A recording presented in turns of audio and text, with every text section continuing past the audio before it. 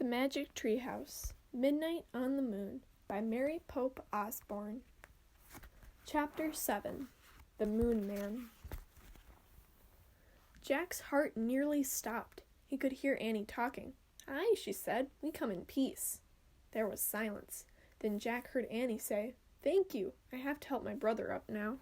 A moment later, Annie rolled Jack onto his back. She grabbed his hand and pulled him up.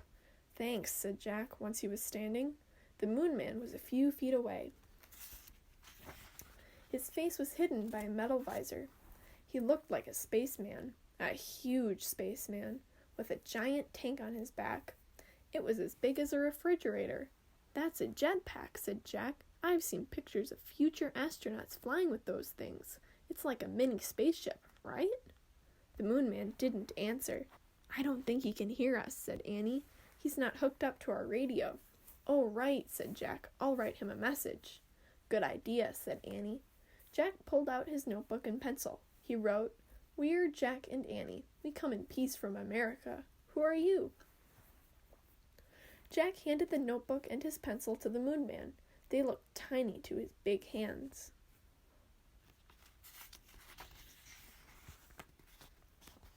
The Moon Man looked down at the message. He looked at the tiny pencil. Then he turned the notebook over. Jack and Annie watched as the Moon Man put the pencil to the paper. He was writing something very carefully. Finally, he gave the notebook back to Jack. Jack and Annie stared at the marks.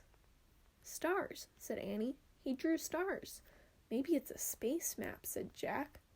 "Space map," said Annie. "Hey, Jack, map starts with M."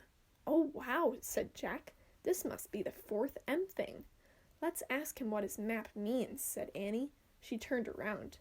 "We'll never know now," she said. "Why?" Jack looked up from the map. "That's why." Annie pointed. The Moon Man was flying over the mountains. "Thanks," Annie cried.